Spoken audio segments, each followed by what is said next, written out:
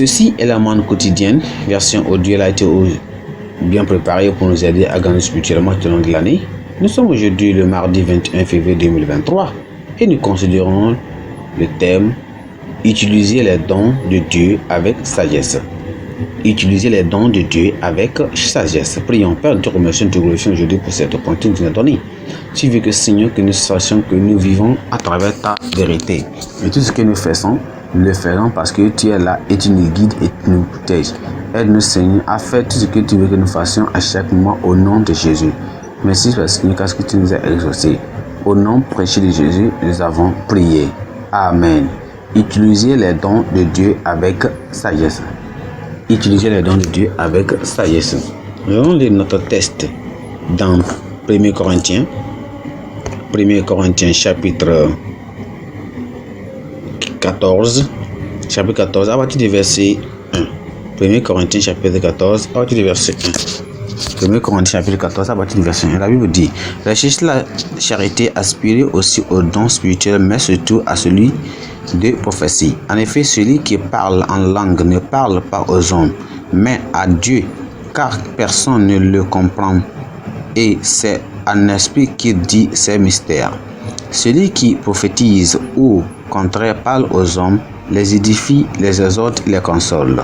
Celui qui parle en langue s'édifie lui-même, et celui qui prophétise s'édifie l'Église. Je désire que vous parliez tous en langue, mais encore plus que vous prophétisez. Celui qui prophétise est plus grand que celui qui parle en langue, à moins que ce dernier n'interprète, pour que l'Église en reçoive de l'édification. Et maintenant, frères, de quelle utilité vous serais-je si je venais à vous parlant en langue, et que si je ne vous parlais pas par la révélation, ou par connaissance, et par la prophétie, ou par la doctrine? Si les objets inanimés qui rendent un son comme une flûte ou une harpe ne rendent pas des sons distincts, comment reconnaîtra-t-on ce qui est joué par la flûte ou sur la harpe? Et si la trompette rend un son confus, qui se préparera au combat? De même vous, si par la langue vous ne donnez pas une parole distincte, comment saura-t-on ce que vous dites? Car vous parlerez en l'air. Quelque nombreuses que puissent être dans le monde les diverses langues, il n'en est aucune qui ne soit une langue intelligible. Si donc je ne connais pas le sens de la langue, je serai un barbare pour celui qui parle, et celui qui parle sera un barbare pour moi. De même vous, puisque vous aspirez aux dons spirituels, que ce soit pour l'édification de l'Église, et que vous cherchez à en posséder d'abondamment. C'est pourquoi que celui qui parle en langue prie pour avoir le don d'interpréter. Car si je prie en langue, mon esprit est en prière, mais mon intelligence demeure stérile. Que fait donc? Je prierai par l'esprit, mais je prierai aussi avec l'intelligence. Je chanterai par l'esprit, mais je chanterai aussi avec intelligence. Autrement, si tu rends grâce par l'esprit, donne celui qui est dans le rang de l'homme, du peuple, répondra-t-il Amen à ton action de grâce, puisqu'il ne sait pas ce que tu dis? Tu rends, il est vrai, d'excellentes actions de grâce, mais l'autre n'est pas édifié. Je rends grâce à Dieu de ce que je parle en langue plus que vous tous. Mais dans l'Église, j'aime mieux dire 5 paroles avec mon intelligence, afin d'instruire aussi les autres, que 10 000 paroles en langue. Frères, ne soyez pas des enfants sous le rapport du jugement, mais pour la malice, soyez enfants, et à l'égard du jugement, soyez des hommes faits. Il est écrit dans la loi: c'est par les hommes d'une autre langue et par les lèvres d'étrangers que je parlerai à ce peuple, et ils ne coûteront pas même ainsi, dit le Seigneur. Par conséquent, les langues sont un signe, non pour les croyants, mais pour les non-croyants. La prophétie, au contraire, est un signe pour les non-croyants, mais pour les croyants. Si donc une assemblée de l'Église entière, tous parlent en langue, et qu'ils surviennent les hommes du peuple ou des non-croyants, ils diront-ils pas, vous êtes fous? Mais si tous prophétisent et qu'il survient quelqu'un non-croyant ou un homme du peuple, il est convaincu par tous, il est jugé par tous.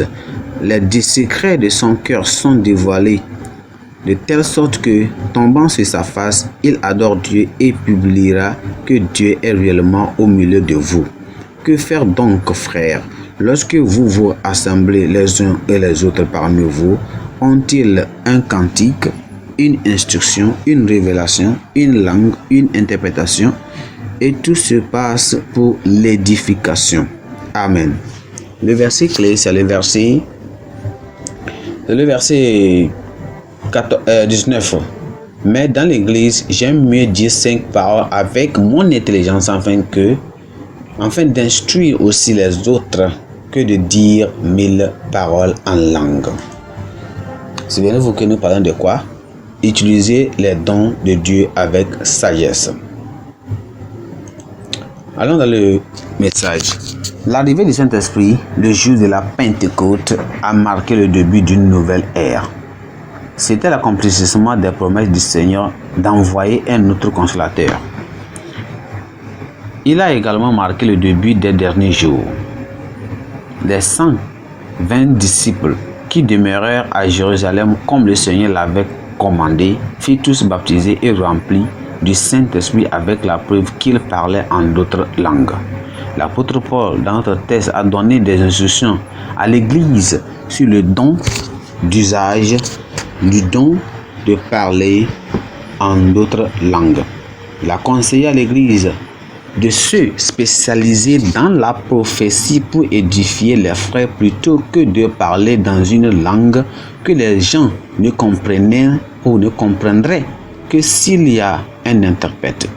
Une personne parlant des langues inconnues ressemblera à un barbare pour un public qui ne la comprend pas.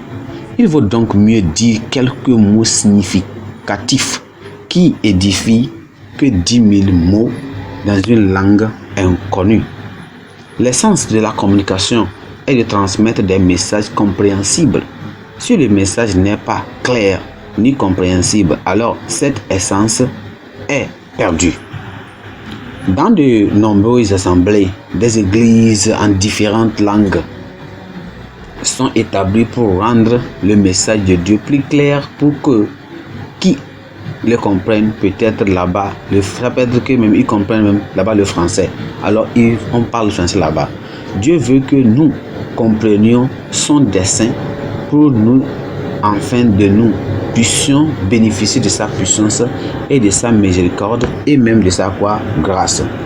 Parler en langue par conséquent n'est pas pour le spectacle ni une marque de haute réalisation spirituelle. Puisque les mystères de Dieu peuvent être révélés en langue, les croyants sont exhortés à ne pas l'interdire. N'empêchez pas de parler en langue, mais à s'assurer que cela se fait décemment, bien et aussi dans l'ordre. Le Seigneur va nous aider à bien utiliser ces dons-là au nom de Jésus. Prions. Seigneur, nous te remercions. Nous te prions que merci pour cette Dieu ouvert. Merci. Nous prions que nous donne le désir, la faim, même la soif pour désirer le don spirituel et la vraie spiritualité. Nous demandons des dons spécifiques de l'esprit pour notre vie. Si nous pourrions pour avoir la grâce de ne jamais donner aucune place à la mise en scène et même ou la fierté dans nos ministères. Nous demandons Dieu Seigneur de se manifester, que les dons de l'esprit se manifestent dans notre évangélisation. Si partout, n'importe où nous sommes, même dans l'évangélisation qui vient, dans le JCK ou bien dans la cassade, que l'évangélisation, le Saint-Esprit manifeste sa puissance entre nous au nom de Jésus. Seigneur, merci car tu nous as exaucés. Au nom précieux de Jésus, nous avons prié. Amen. Pensée du jour. Rendez votre message simple et compréhensible. Rendez votre message simple et compréhensible. Rendez votre message simple et compréhensible. La Bible en un an. Juge chapitre 11 jusqu'au chapitre 13. Juge chapitre 11 jusqu'au chapitre 13. Merci, que le Seigneur vous bénisse. Amen.